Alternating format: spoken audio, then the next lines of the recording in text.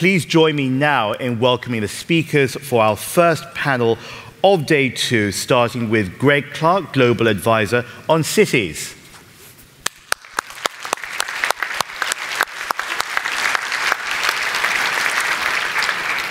We also have Ingela Lind, who is the CEO of the City of Stockholm.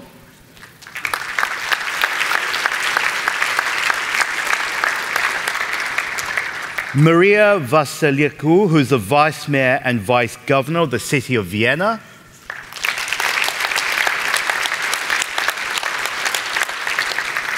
Nicola Yates is the CEO of Future Cities Catapult.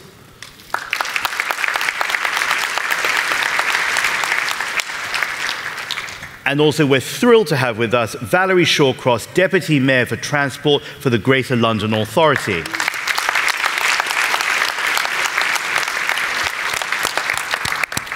Now, leading cities are increasingly defined in terms of their global connectivity, and this session looks at the key attributes of those cities best placed to succeed in the 21st century through the lens, through the experience and the skill set of some of the key individuals in our world who are helping make that happen. This discussion is going to focus on the challenges shared by all 21st century cities and also the range and variety of responses that they have each and collectively inspired. Remember, one of the questions we looked at yesterday from someone in the audience was not just about cities in isolation, but how can we get the best out of a city? How can we then connect them all together so that they can bounce off each other and improve?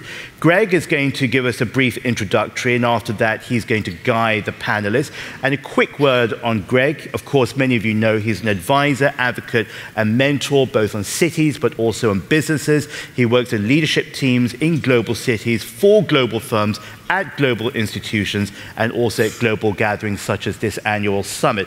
And amongst others, he holds leadership roles at OECD Lead, Brookings Institution, the Urban Land Institute Europe, JLL and UCL City Leadership Initiative, and he's also working widely across regions in New York, Oslo, and also for another region called JP Morgan. So Greg, I'm going to hand it over to you and enjoy. Thank you.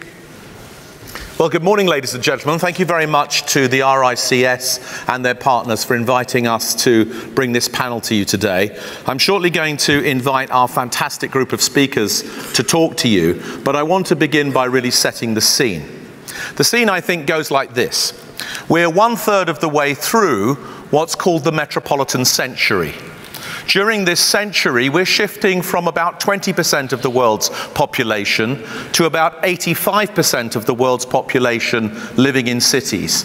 A great human trek, unparalleled in human history. And this trek towards the cities is synchronized with many other important factors that are happening in our world. The climate emergency and imperative that's going on, the rise of exponential new technologies, a globalizing economy, the shift towards a new kind of engaged citizenry, populism on the rise, many important opportunities and challenges in the world as humankind makes this trek towards the cities. Therefore, if you like, the puzzle is how to make this process of global urbanization produce good outcomes by using the new technologies, the new globalization of capital, the climate emergency, the engaged citizenry, to get good cities and successful urbanization, rather than to misuse the moment, to use the technologies incorrectly, to allow the capital unfettered access, to allow geopolitics to shift us in the wrong direction so that we end up with a trek to the cities that produces cities in the end that don't work in terms of our long-term agendas.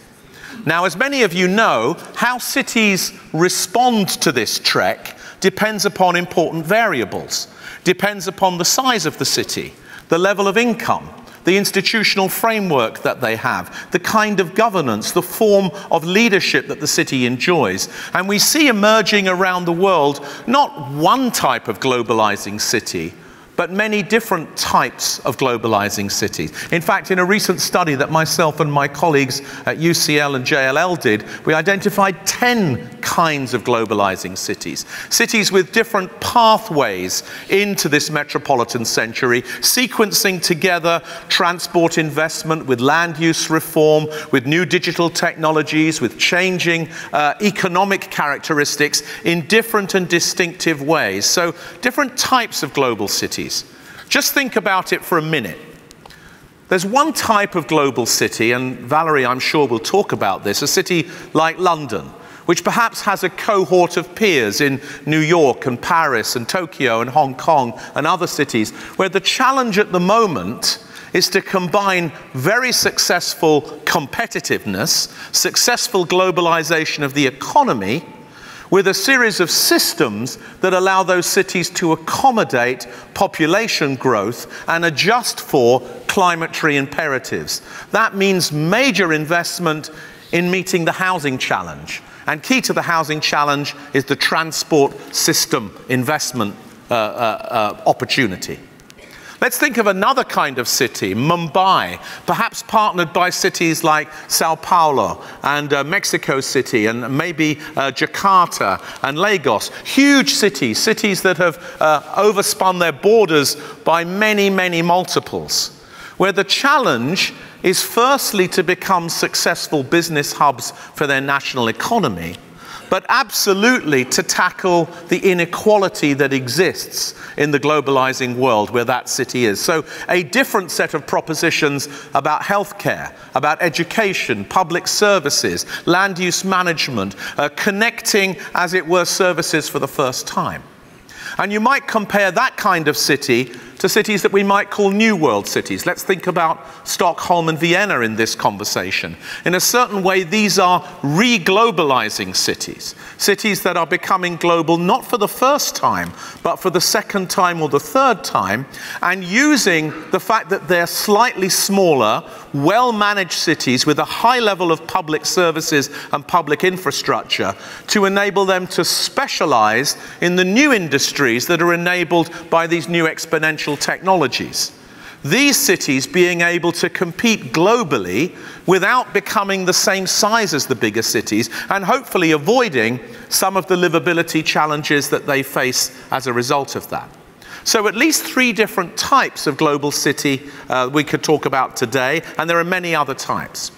The last point is this: these new types of globalizing city give rise to what we might call new systems of cities, new ways in which cities can work together, different types of city working together to form a system. We see this very clearly in Germany, for example, where 5 different leading cities play very specific roles. We see it emerging, of course, in China. It's been established for a long time in North America that there's a kind of system of cities. And we now see, of course, these systems of cities emerging at the European level, at the Asia-Pacific level, but we also see them emerging very specifically in certain regions, regions where cities can cooperate across national borders to form new kinds of partnerships. So types of cities giving rise to systems of cities. Now, all of this requires exceptional vision and leadership. This trek towards the middle part of the metropolitan century, and ultimately the completion of this trek, as 85 to 90% of humankind live in cities, requires exceptional leadership. And that's why we're having this panel here today, because the good news is the world and its cities do have some exceptional leaders. And so what we're going to do for the remainder of the panel is really hear from 4 of them. We're going to start with Valerie Shawcross, the Deputy Mayor of London. Valerie's going to talk to us about London, its future, and in particular the role of transport and mobility and how that connects London to other agendas. And then I'm going to ask each of our panelists as well to give you a short presentation, and then we'll have a discussion about topics from housing to transport to affordability to climate change to technology, and ultimately we'll talk about leadership. So we look forward to that. I'm going to invite all of you to use the app to send your questions. Questions will be relayed to me here on the stage via WhatsApp, and we will then, through that process, be able to really engage you in the conversation. So, That's it. That's the introduction. Valerie, we'd really appreciate it if you would start the conversation. You may go there, or you can sit or even walk as you prefer. Thank you very much. We need to make sure that you've got the clicker, though. The clicker. Right. I'm following you, Val, because I think it's here in my hand. Well, thank you very much. Thank you very much. A very, very, very warm welcome to all of you, especially our international delegates to London. From the Mayor of London, Sadiq Khan. It's really fantastic to see you here today, and we hope you have a really great time, an enjoyable time in London, so welcome. You may possibly have noticed that I'm wearing the colours of the suffragette movement, the suffrage movement today. Purple, a little bit of green and white, because in London we're celebrating the centenary this year of women's right to vote. So women's suffrage in 1918, and this morning in particular we're unveiling a statue, the first statue of a woman in Parliament Square. Millicent Fawcett was one of the leaders of the suffrage movement. So it is also very nice to start the day alongside a panel of fantastic, effective women. So thank you, Rix, for...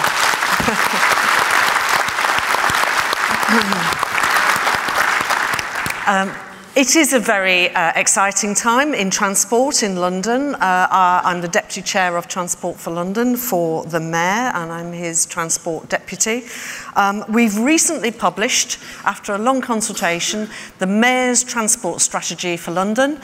You will find it on the Transport for London, the tfl.gov.uk website, and I hope you would like to have a look at it. It's a 25-year plan for the future development of transport in London, and of course we also, as well as strategically leading London, we offer guidance to the local councils, the local boroughs in London.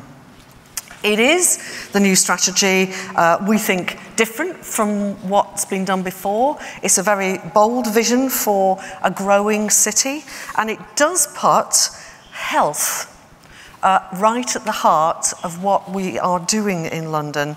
And you will see that we're coining the phrase, the healthy streets approach. So improving connectivity and boosting the health of Londoners is actually going to be central to our plans for the next 25 years.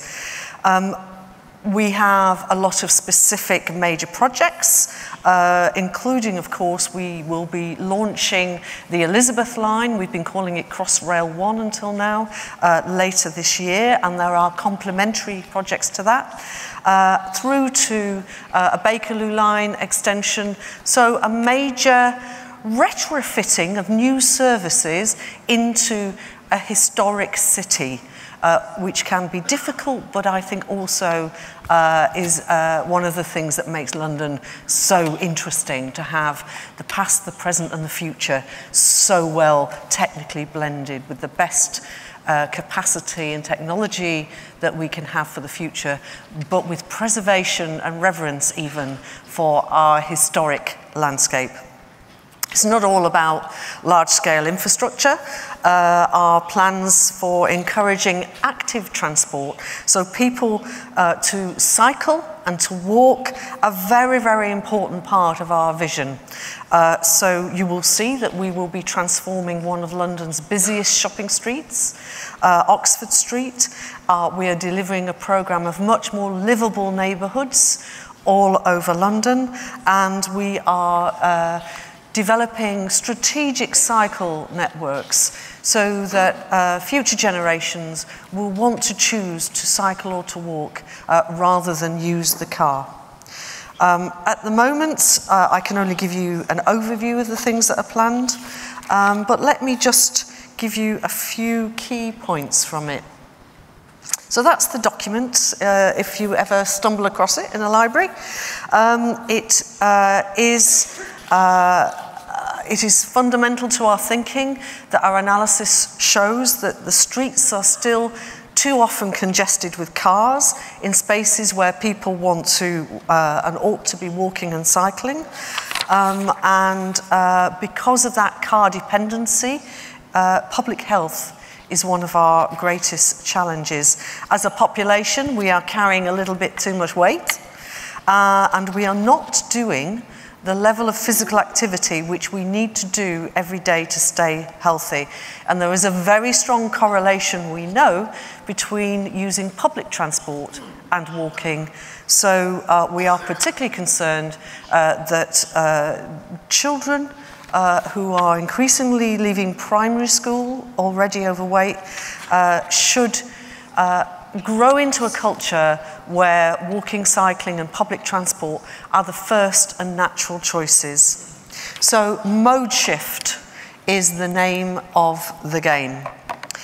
To ensure that London is an even better place to live, work and study, we want to focus on changing the way people travel, and the central aim of the strategy is to increase the proportion of trips that we make on foot, by cycle or public transport from the 64% where it is at the moment, is actually better than other cities in the UK, to 80% by 2041.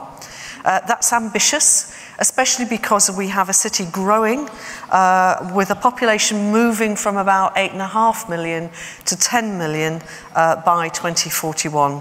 And it will take a lot of effort to achieve this.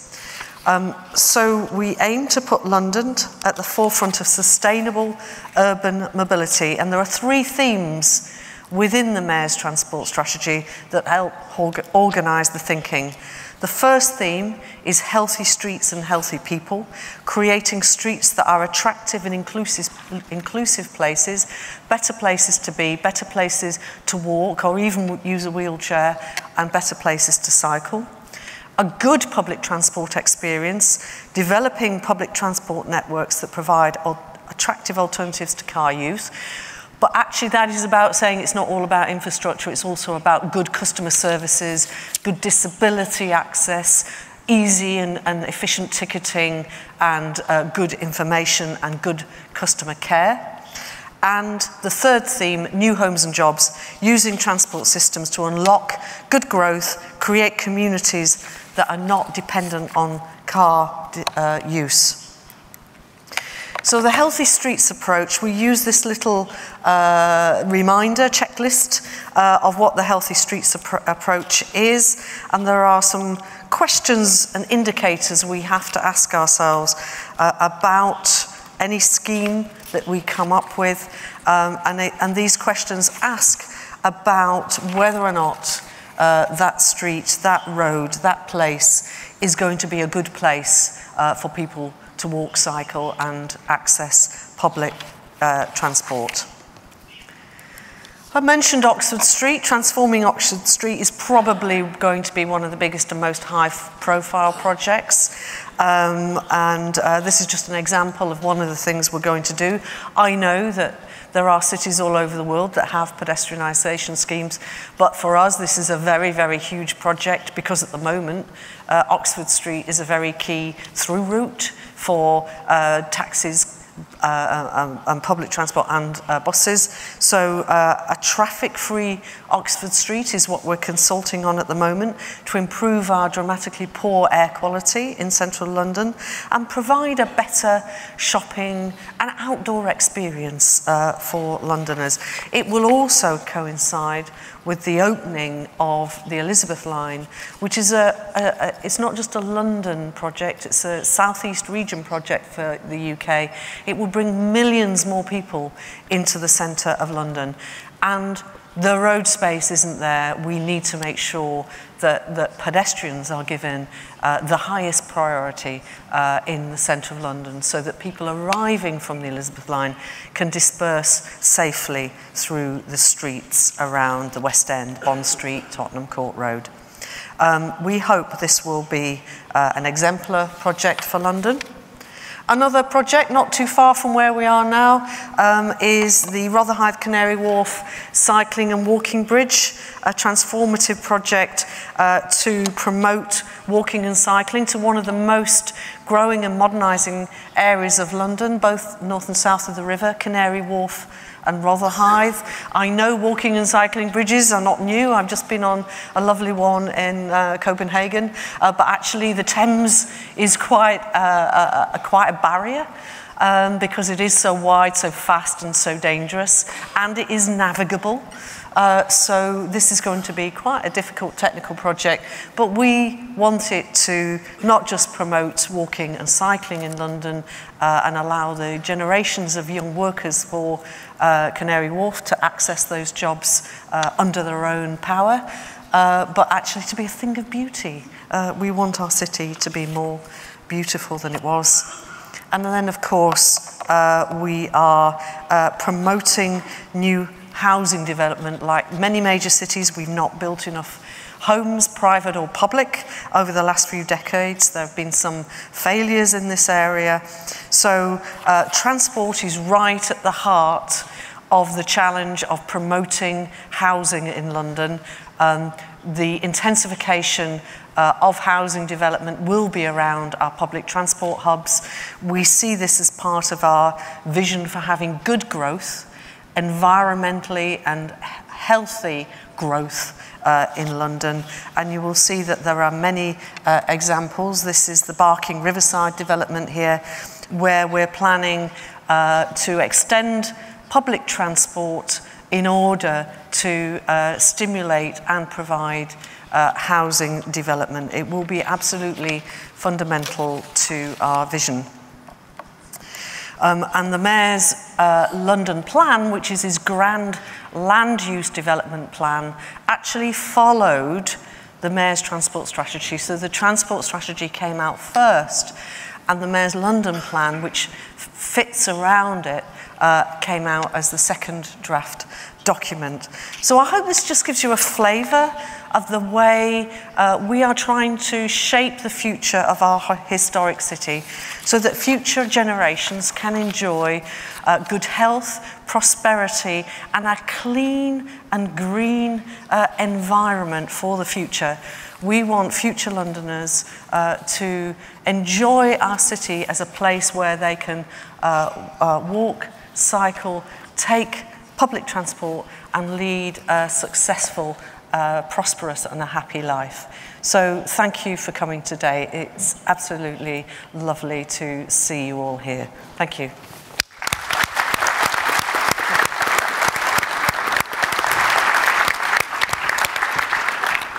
Well, thank you very much indeed. So the Mayor's transport strategy creates the blueprint for how London will evolve and grow. You've talked about healthy streets as the key agenda, the ambitious visionary pedestrianisation of Oxford Street as the key project, sequencing with the opening of the Elizabeth line, and then told us about walking and cycling, new bridges, and of course how all of this transport investment and approach to healthy living opens up new opportunities for housing development in London to meet the housing supply challenges. Thank you so much. I'm sure we're going to discuss all of this very shortly. Let's go now immediately to Vienna. And as you heard at the beginning, Maria Veselacu is not just the deputy mayor, she's also the vice governor, because Vienna is not just a city, it's also a state. So, Maria, I know you're going to talk to us about Vienna's agenda for mobility and for being a smart, livable city. Welcome to London. The floor is yours. Let's welcome Maria.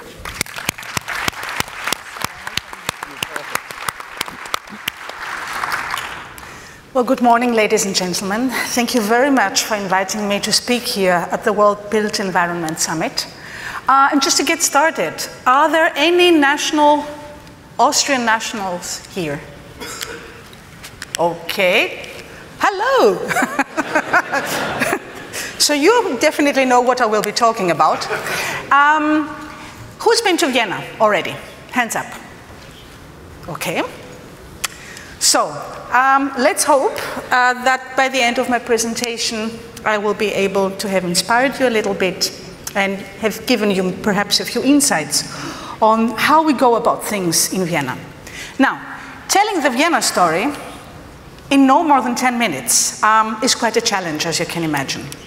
I will be just focusing on Vienna's smart mobility agenda, and once again I will try to give you a brief insight on how we go about things.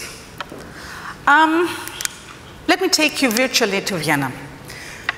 Well, Vienna, the capital of Austria, is right at the heart, situated right at the heart of Europe, and it's a city of tradition and history. Vienna features a population of roughly 1.8 million people on a surface area of about 415 square kilometers. Vienna used to be a shrinking city, as a matter of fact, up to 1989. But ever since the fall of the Iron Curtain and Austria joining the European Union, it's been a growing city. As a matter of fact, at the time being, it's the fastest growing city in the German-speaking area, and is projected to have a population of 2 million Viennese by the year 2025. So just to give you an impression, in the last years alone, we have been growing by 30,000 to 40,000 to 45,000 inhabitants per year, which is actually quite a growth for a city this size.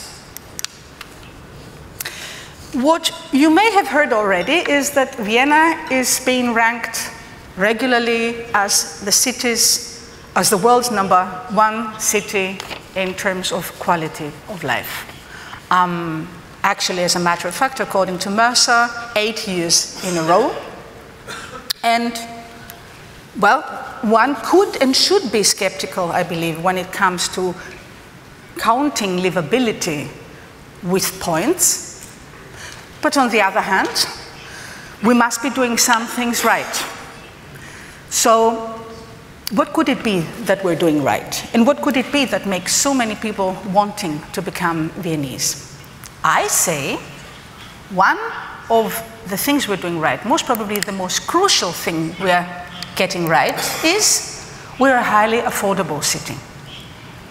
Now, this has many reasons why, but I would like to really point this out. I think that what makes us special among cities worldwide, and especially amongst growing cities, is that although we are growing at such a high pace, which means investment, of course, which means new urban quarters being created each and every year, of course, which means transforming former brownfield areas into new urban quarters, former railway stations, for example, railway areas, just to give you an impression. Still, we wanted to remain an affordable city. That is a city where housing is affordable, which I believe to be extremely crucial, but also a city where everybody can afford a good life, and not just the few who can afford everything.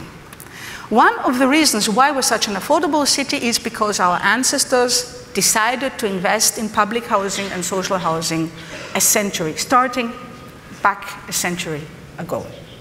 So today, 62% of the overall population of Vienna are already living in public flats or social flats, which means, of course, that they have a highly affordable rent. We built approximately 10,000 new units per year, and about 7,000 to 8,000 of these are social housing.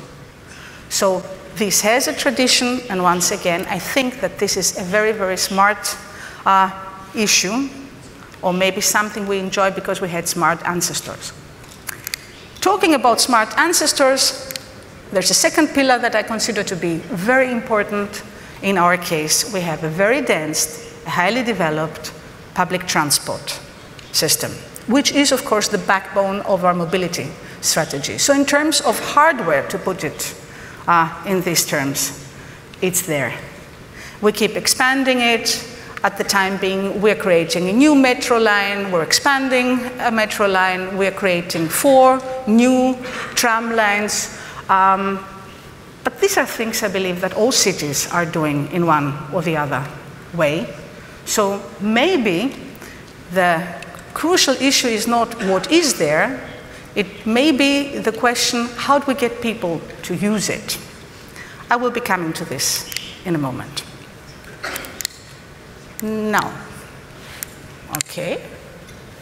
No, let me just go back for a second. Now, when we talk about mobility, what pictures come into your mind? Most probably private cars, maybe buses, maybe even bicycles? I say wrong.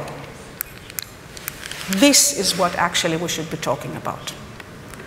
I believe that when we're talking about mobility, we should be asking first and foremost, what kind of cities is it that we want to live in?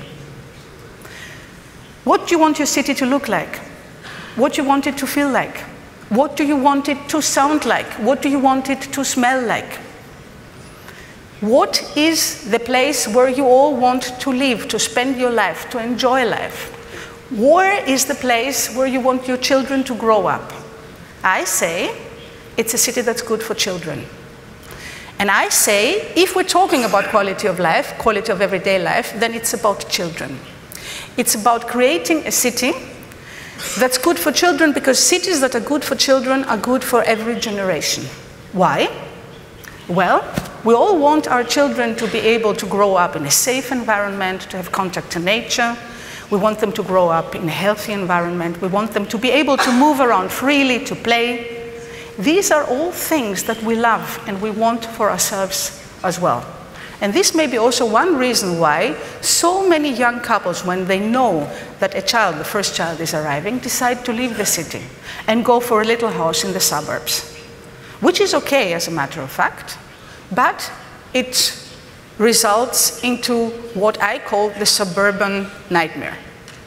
It results in cities where people will spend hours and hours every day in their cars trying to get to work, trying to bring children to school. It's the exact opposite of the kind of city we should be working at. So in the end, keeping in mind that it is all about a city that's good for children and not a city that is designed around cars, let's talk a little bit about cars. Now, nothing has formed our city's built environment in a more decisive manner than mobility, or to be more precise, private car use.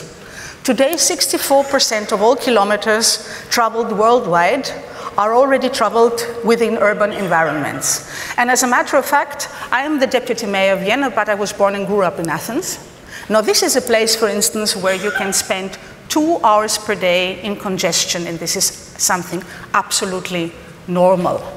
I guess some of you may be spending even longer time in congestion within their cities. Now, if we tried to put all these hours together, we might find out that we spend a second holiday each and every year within congestion. This is hours of our lives being lost. If we take a closer look at what the future is projected to be, well, by the year 2050, the amount of kilometers traveled within metropolitan areas is expected to triple. So, should private car use remain at its current high levels, this would result into a mobility system breakdown.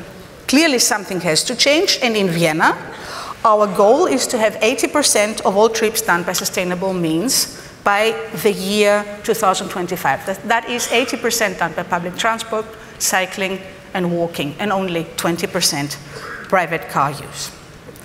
And we're on a good way. Actually, between the years 2010 and 2012, we were able to reduce private car use from 31% down to 27%, only within 2 years. This is really a wow. And we were able to increase public transport use from 36% to 39%, also within 2 years. So the question is, how do we do this? Now, first of all, we have public space management, parking space management, which we expanded to the outer districts, and we keep expanding it. Then we supported car sharing, which is a success story in Vienna, as everywhere else in cities all over the world. But then we had an even better idea. And that was to make the annual card for public transport cheaper. And when I'm talking about cheap, I really mean cheap. In Vienna, you can use one of the densest and best public transport systems worldwide for only 365 euro per year, which means for €1 per day, This is what it costs to travel around Vienna as often as you want to, just €1 per day. And this worked. As a matter of fact, it paid off itself within 3 years. And by now, more than 900,000 Viennese own a cheap public transport annual card, which means that not only we have many, many more annual card holders than car owners, but it means that 1 out of 2 in Vienna has an annual card and uses it, of course. So this was a tremendous boost. We keep investing in cycling. There is already 1,400 kilometers of cycling infrastructure. We keep expanding the network each and every year. We invest approximately €10 million per year in cycling infrastructure, including cycling bridges, which are very, very important in terms of establishing connections. We are at 7% of all trips being done with bicycles, so you can see we're not a front runner like Copenhagen, but we put lots of efforts in there, and each and every year we experience more and more people cycling. How many minutes do I have? -2. -2. So I will be very quick. And when it comes to what I consider to be the most important issue, this is walking. I say walkability is actually the best measure if you want to find out if you're in a good way in turning the city into a great place to live. And this means rethinking streets. Now, this is the last example I'm going to be talking about. Can you detect anything smart about this street? I will give you the answer. It's the underground, it's underneath, and it cannot be seen. What we did with this street was to turn it into this. Okay. Yes. Central Europe's longest shared space.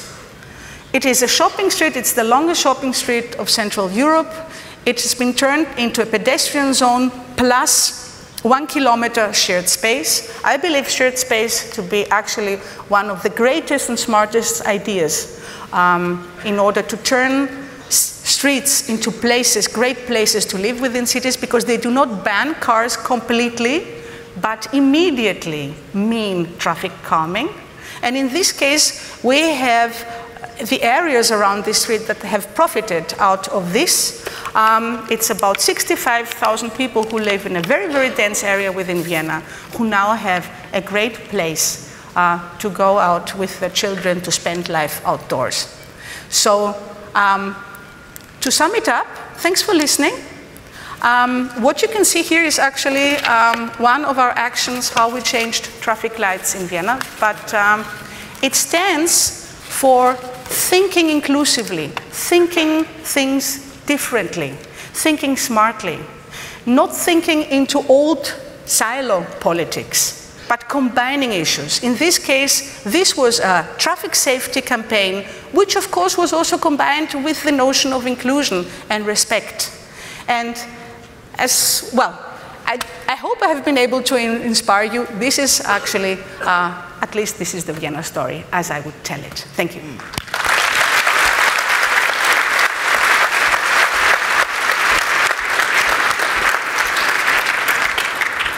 Maria, thank you so much. I'm sorry we don't have an hour each for everybody on the panel, because it would certainly be worth it. But you told us about Vienna being a world-class livable city, but then you explained how you achieved that. And you particularly talked about affordability. You mentioned the housing model, and that's already generating some questions on the app. Then you talked much more about transport. You said affordable transport is key, but you talked about a city being good for children, being good for everyone, and then you talked to us in much more detail about how you achieve healthy outcomes, particularly using transport, echoing some of the things that Val was talking about in her presentation. Much more to discuss with you as well. We're now going to go to Stockholm, and we're going to talk about digital connectivity and the emerging role of Stockholm as a newly globalizing, very successful city. Please welcome to the panel Ingela Lind, the Chief Executive of Stockholm.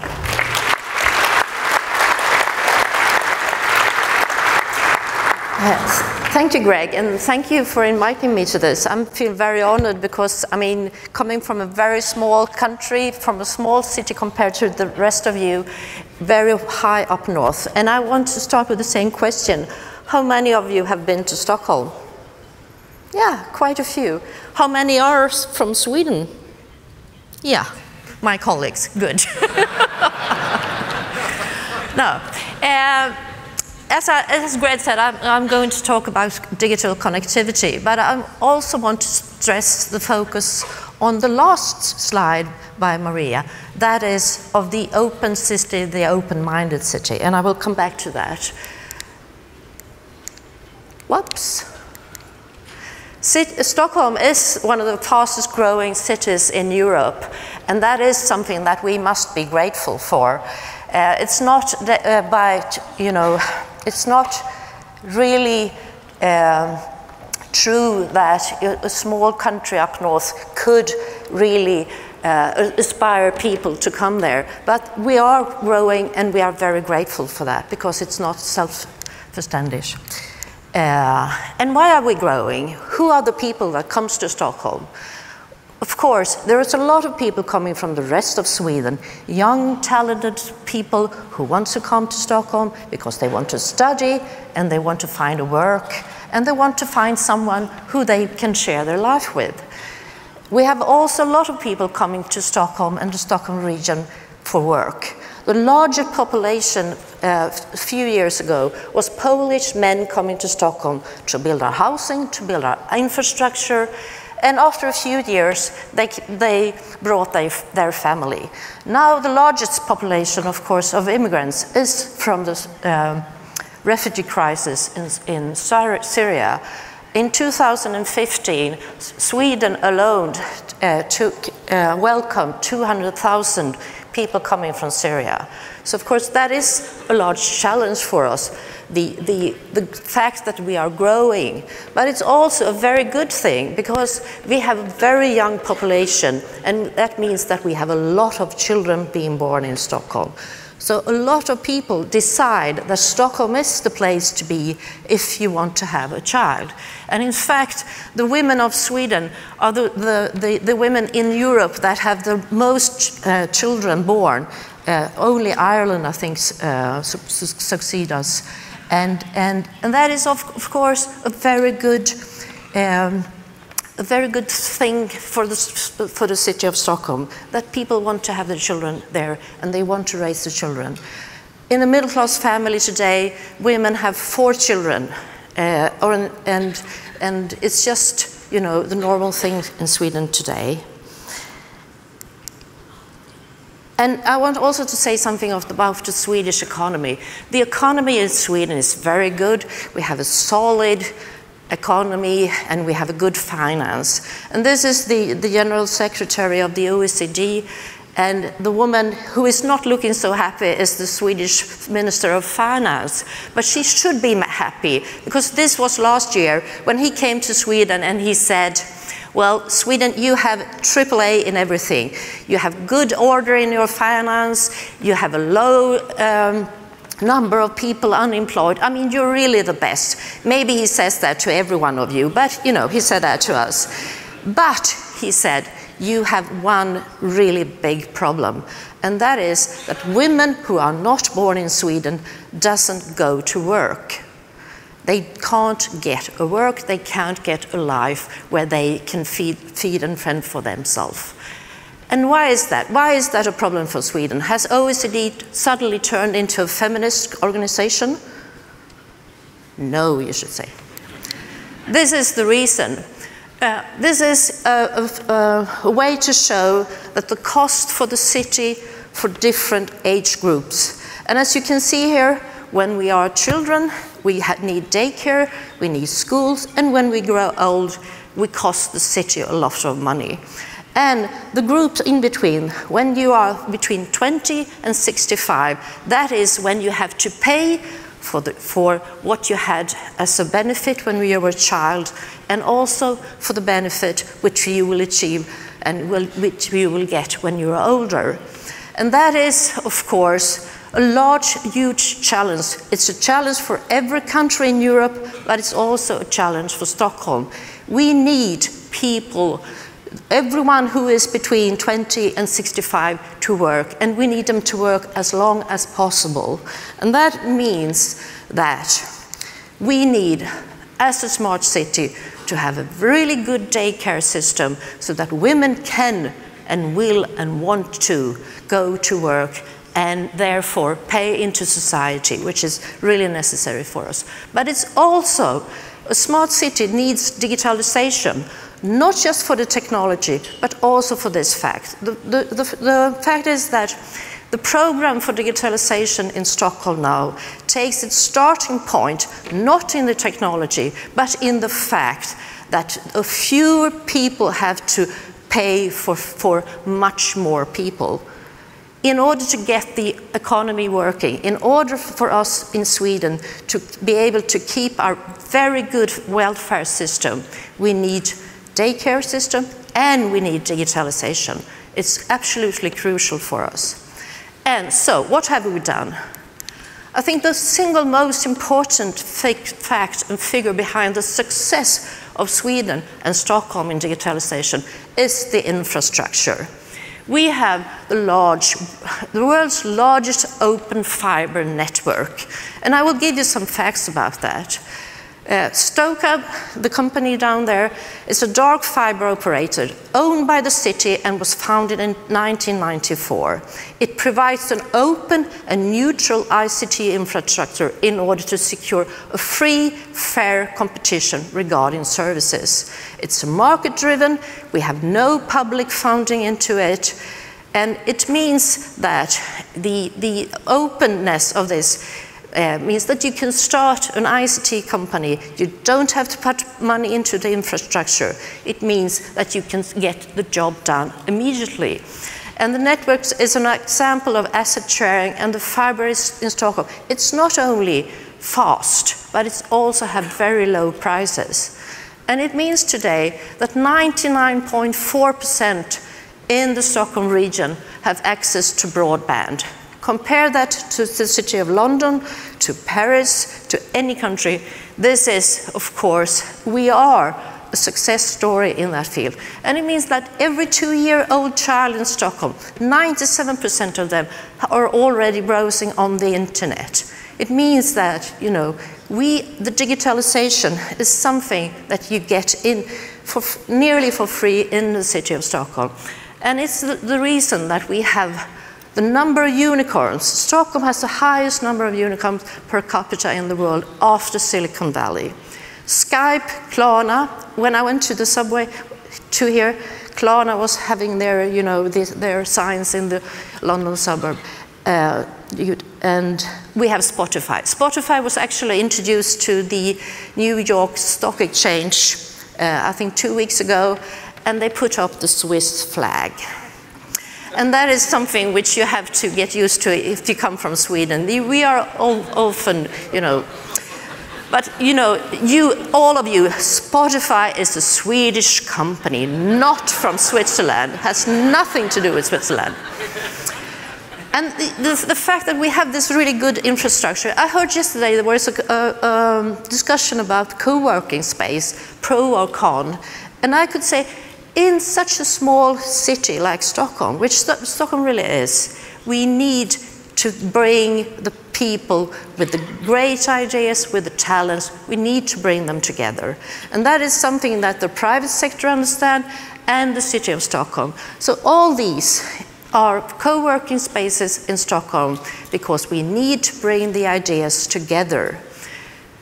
And also the picture over there, in Stockholm we have smart garbage bins. Interesting, isn't it? And so it's really a success story, and I think we should be really proud of that thing. But we should also remember that the open fiber, the open infrastructure, is not everything we need to bring talents coming to Sweden. We need everyone from from the rest of the world to come to Sweden and to come to Stockholm and to bring this city forward. And so what we tell the world is not just that we have an open net, that we have an open infrastructure. We also tell them that we are an open city. And now I will, yeah.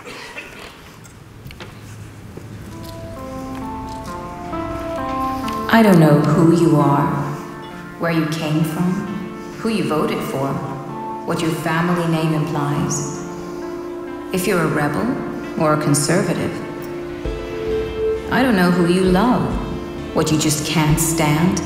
If you're rich, poor, or somewhat in between. If you're a man, woman, or somewhat in between. I don't even know how you feel about me. If you love me, hate me, or haven't made up your mind. You are welcome anyhow, just as you are.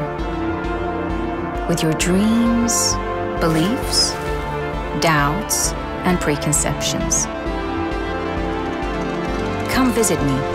I'm Stockholm, the open city.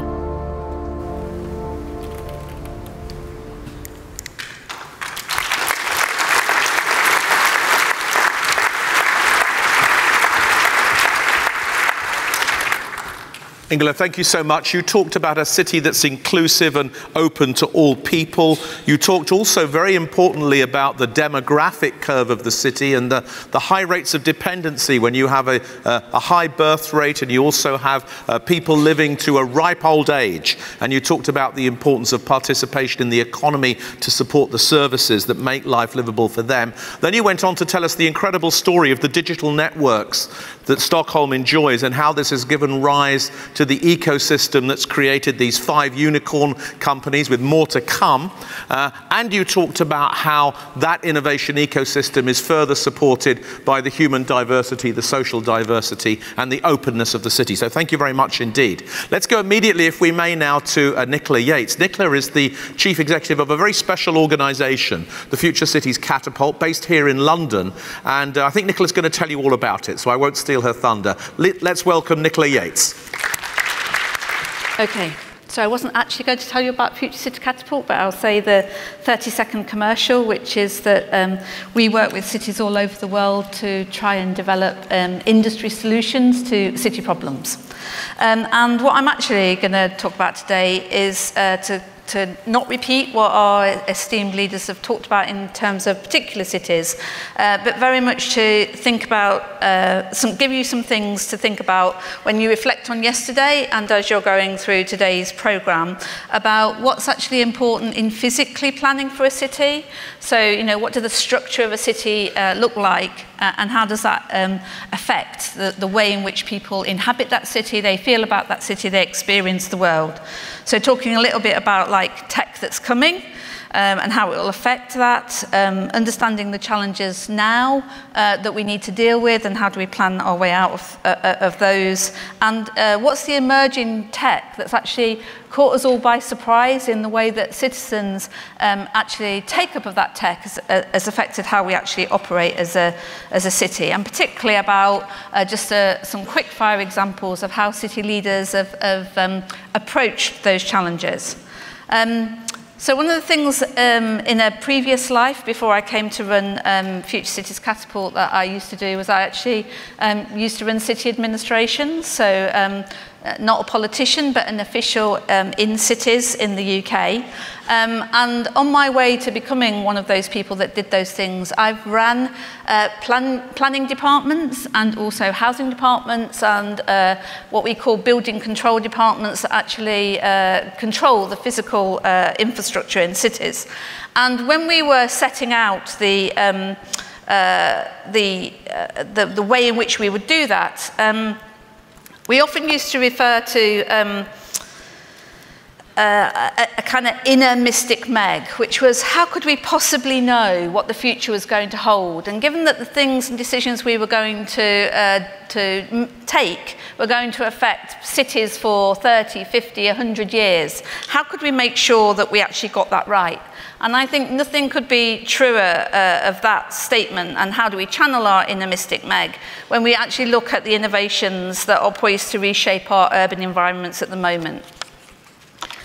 And just to illustrate the point about kind of how fast these things move, this is the 16-year lifespan of the London local plan. And this gives you a flavour of how difficult it is for cities to actually adapt the way that they actually do things.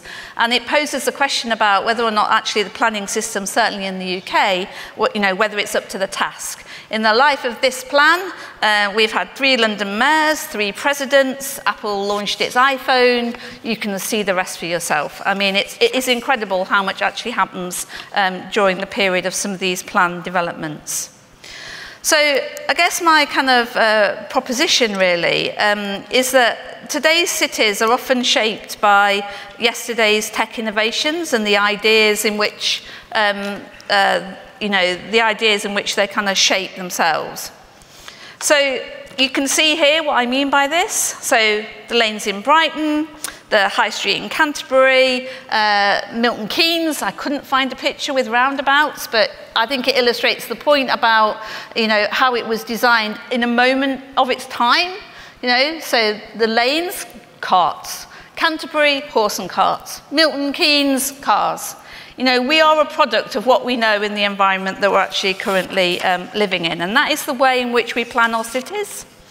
So if today's cities are shaped by yesterday's ideas about the future, then when we look to the future, what sort of things can we do with the dark fibre that Sweden talked about? And what does this mean for future uses of that technology? So what are we going to do with 5G? Connections so fast that you feel like you're there, immersive experiences. We're going to have virtual participation and collaboration if you listen to the experts. What will be the impact of that on travel? What will be our communal experiences of things like concerts?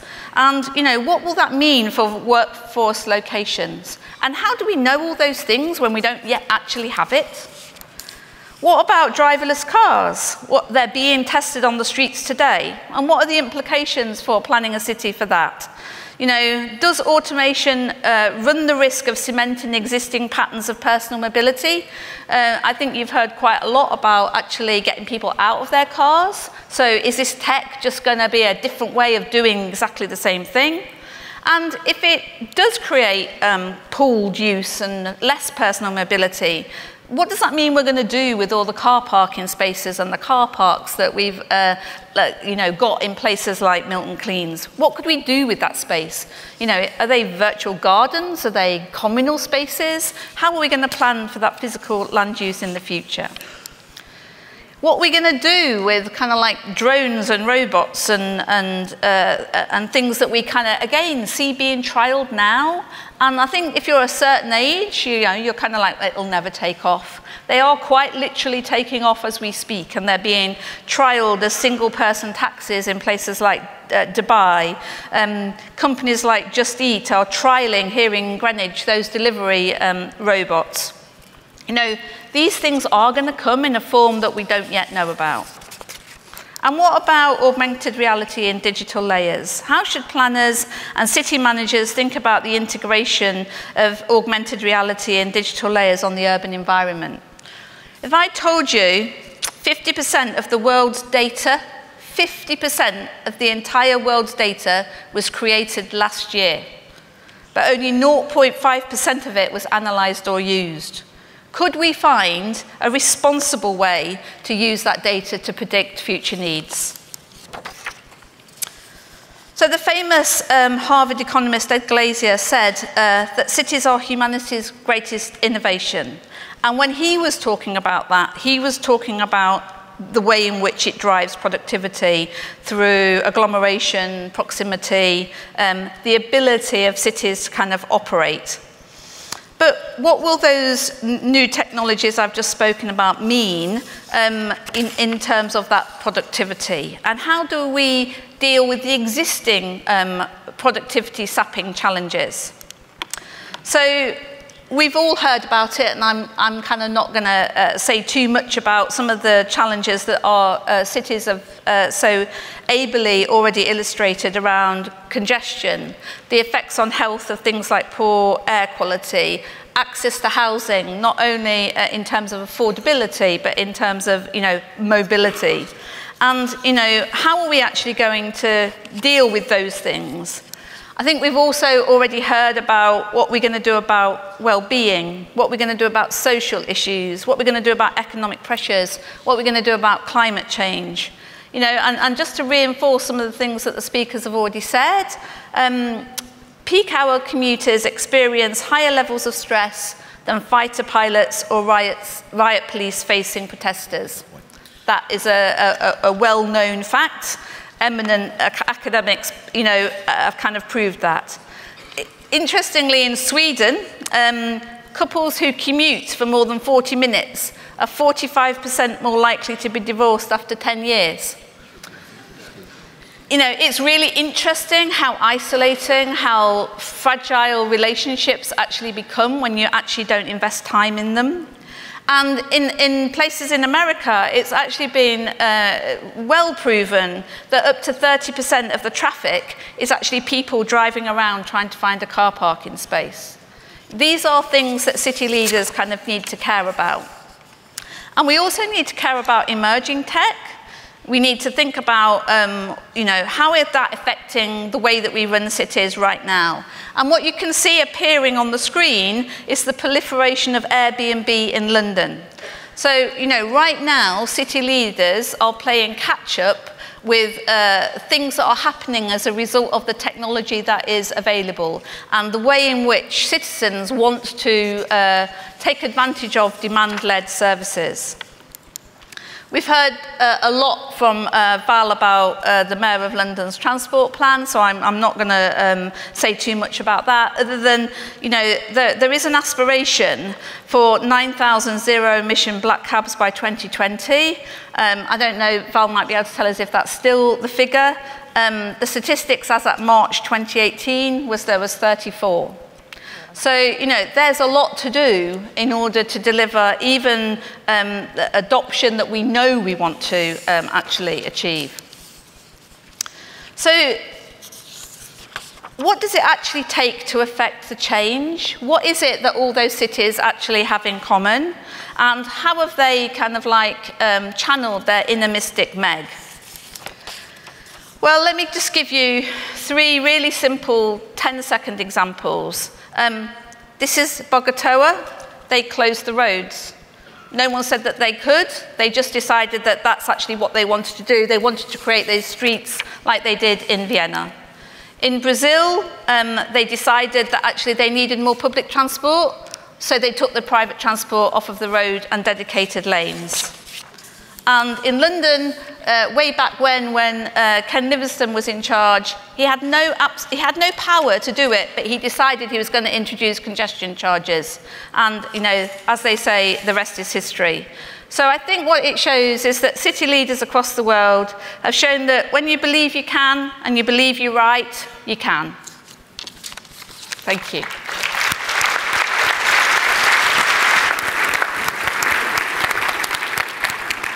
Nicola, you reminded us of the speed of change in which cities are evolving at the moment, and you talked about the key role of these exponential technologies in the way cities are being thought about, planned and managed. You talked about the key role to channel the inner visionary, the prophetic part of people, and you spoke about the importance of using data in new ways in order to affect change, and you went on to give us some wonderful examples.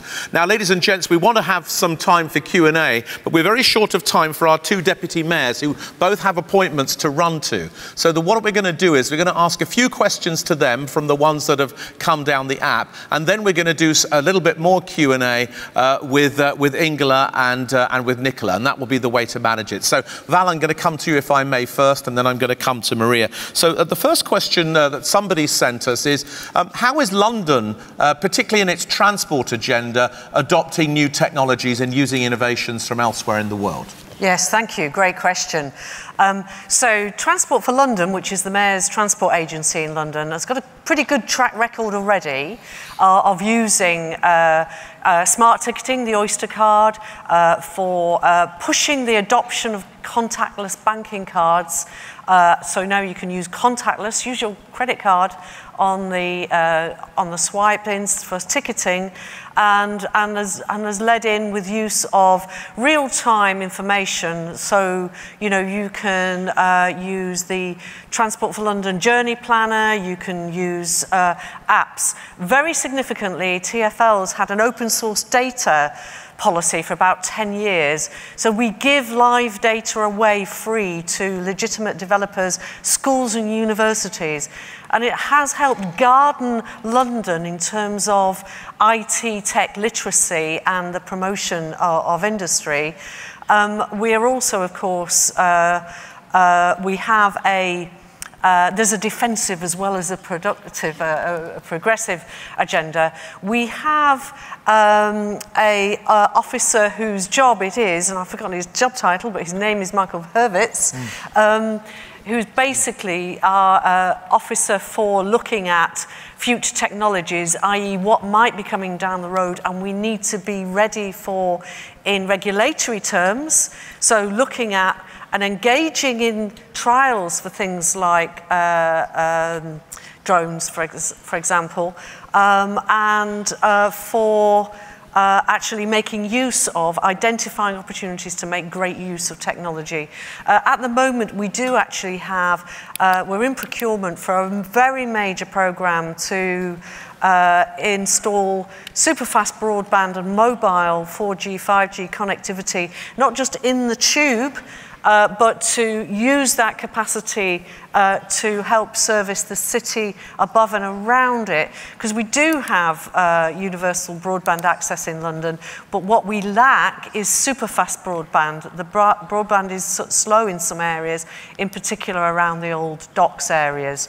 So there's a lot going on in technology in London, and we have a very intimate relationship with the tech sector in London. I'll give you one small example. We got together all of the disability organisations in London with the tech sector, the app developers, for example, did a big conference, and we said to the tech sector, look, there's a market here. We're trying to provide better services for people with disabilities of all kinds in London.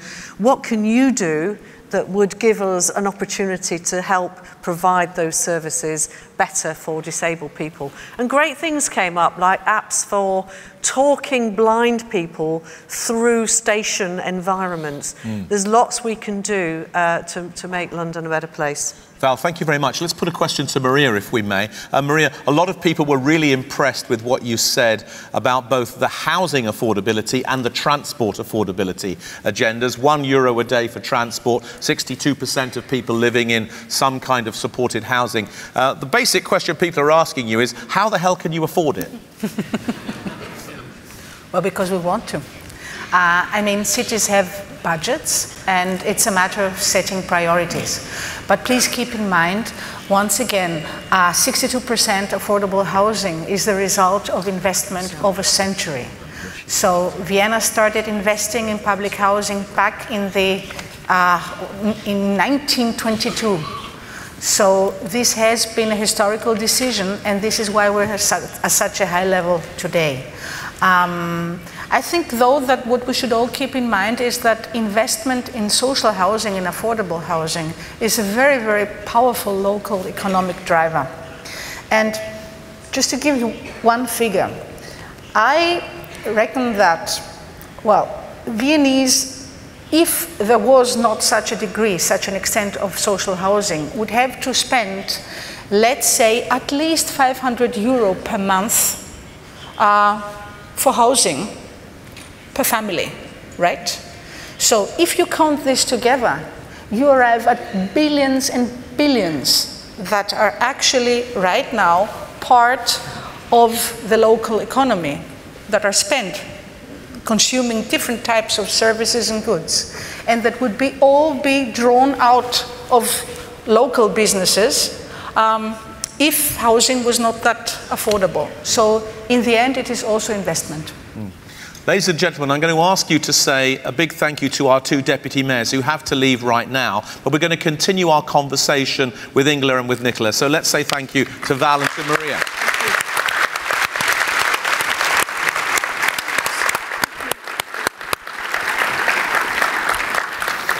Wonderful to have you both here. Thank you so much, Deputy Mayors. Ingela and Nicola, several questions are arising. One of them is about the role of the private sector, particularly in bringing new technologies into cities. Ingela, would you like to talk about that a little bit from the Stockholm point of view? And then Nicola, give us the kind of the global perspective. I think that Sweden has a history or tradition of the public sector working together with the private sector, and I think that this, you know, the open fiber that we have is an example of that. It's an investment made by the city, like building streets or houses, and then letting the private sector use that infrastructure. So we don't have any public interference, any public companies are working in the ICT area, but we just provide the infrastructure, and that is the way and the road to success. And also I think that is also the Swedish way of doing things. Very good. So public sector provides the infrastructure and it's open in the way it's provided. Nicola, what do you see around the world on this question of the private sector becoming more involved in helping cities to innovate? I think it's a challenge. I think it's a challenge for both the public and the private sector. So I think cities are quite bad at actually defining both what the problem is and also then specifying what they think the solution is. And quite often they go out to the private sector with both of those two things, and they stifle innovation. I think that the other thing that quite a lot of cities do is they think that they are all kind of special and different. And that makes it quite hard for private sector globally to access cities as a market globally. So, and what I mean by that is that, you know, cities can come in all shapes and sizes, as demonstrated this morning, and there's some incredibly large cities and incredibly kind of small cities, but in and of themselves, they're not sufficient for a global market. And so the challenge is around, not about one size fits all, it's about things like standards and interoperability, and it's about having kind of common open platforms that then people can innovate, you know, on, rather than it is trying to describe and ascribe both the problem and the solution. Ingela, I think you want to come back. Yeah, and we have I think, quite interesting project in Stockholm at the time. It's with the academy and with the larger, biggest Swedish companies. And we have come together and we have said that we have these challenges. We need to take care of the fresh water, the pollution of the water. We need to have a possibility to provide a better, a cheaper care for the elderly. We need to bring young kids from suburban areas with very low standards, very low level of education, to bring them into the tech industry. So we've given them a few challenges that we think, if the company can help us solve this is something that they could sell to any other city, any other country in the world. Because, I mean, the water in Sweden is, I mean, it's quite clean, so that isn't the biggest problem. But if we find a really good solution that could, you know, for the companies be able to sell to other places in the world. So we bring the challenges, and they bring the solutions. But we have to have a continuing dialogue, because so that we will know what they really can help us with. Very good. We've got lots of questions here, so I'm going to keep going. Nicola, there's one for you that's about blockchain, and people are asking, do you see potential for blockchain in helping cities to innovate or helping public and private to work together? Is it something that arises as a significant tool?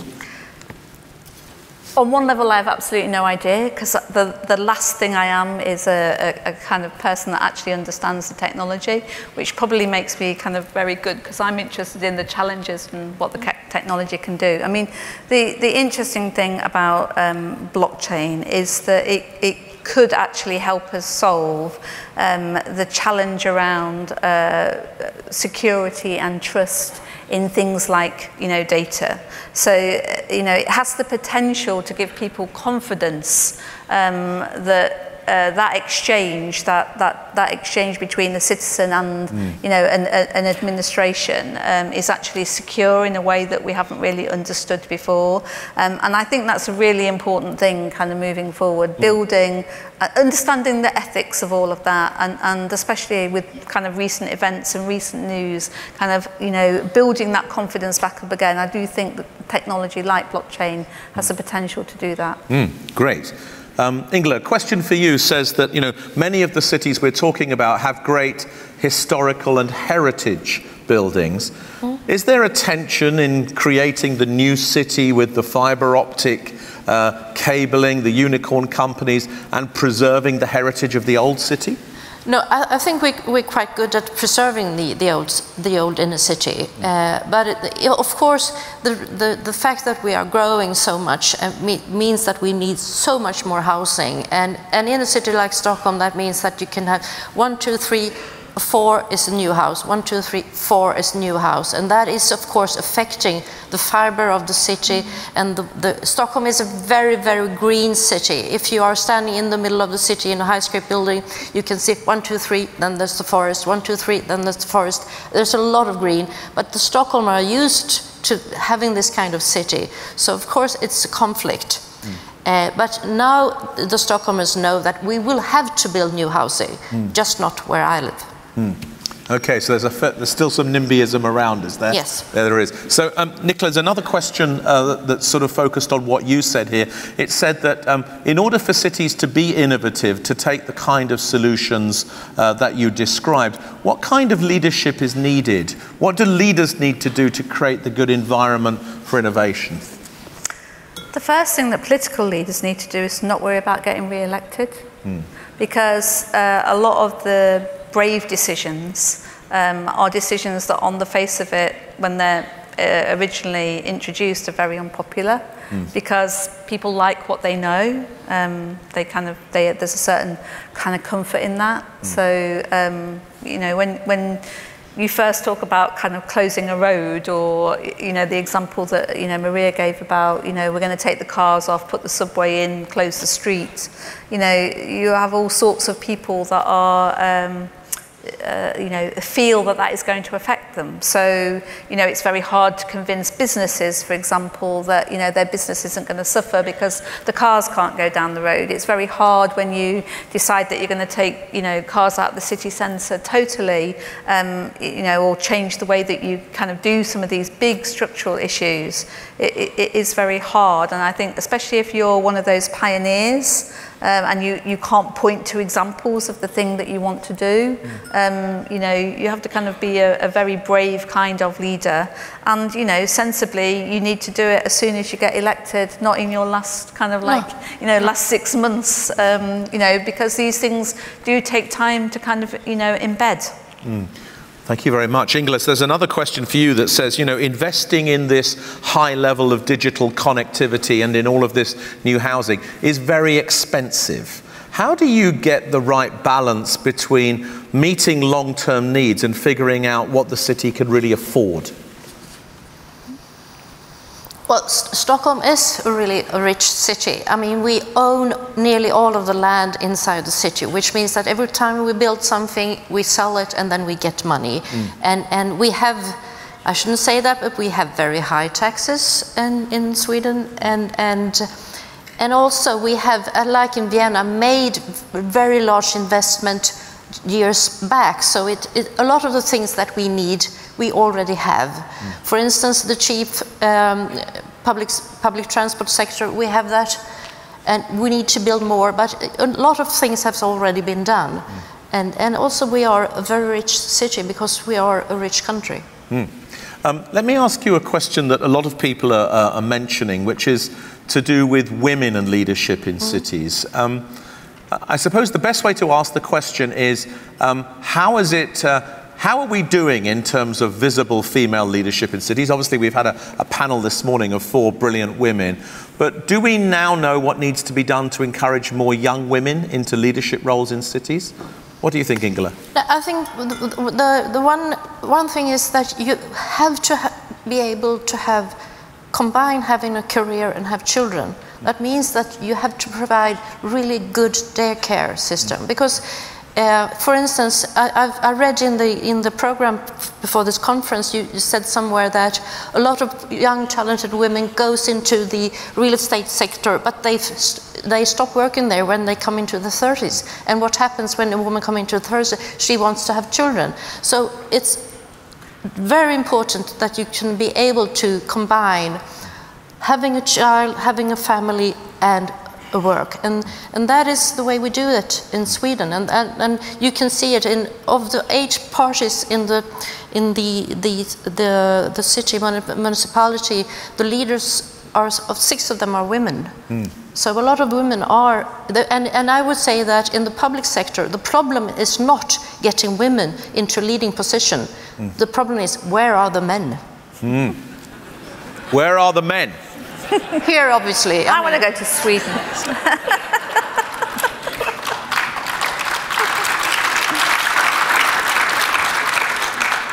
Nicola, your reflections on this? I think I'd say it's exactly the opposite in Britain. And I don't know whether or not it's hugely different in you know, these particular sectors, or just, you know, generally it's actually really quite hard, because we don't have all the things that Ingela kind of, you know, referred to in the same abundance and with the same expectation that it's going to be, you know, provided. I mean, I think there's also something about maybe our culture.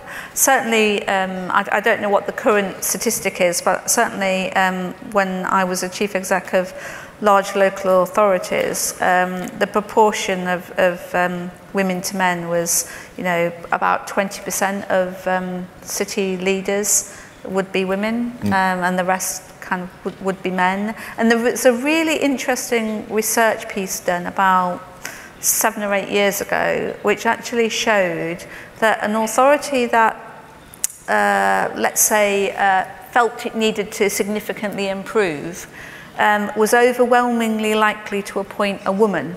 But then when that woman moved on, they were overwhelmingly likely to then appoint a man. So I don't know whether that says something about who you call for when you're in trouble. I don't know. An interesting research piece. Very interesting research. We're going to have to wind it up there. Let me say firstly, thank you again to RICS and all of RICS's partners for inviting us to have this panel with you. We've tried to look at a number of different global cities and their agendas, what's common, what's shareable, looking at how the built environment is structured and shaped by wider forces, and in particular how city leadership can play a role, particularly through connectivity, in shaping the way cities emerge and how they cope with, as it were, the next third of that metropolitan century that's to come. I'm going to ask you once again to give our thanks to Val Shawcross and Maria Vasilescu, but also to Ingela Lind and Nicola Yates.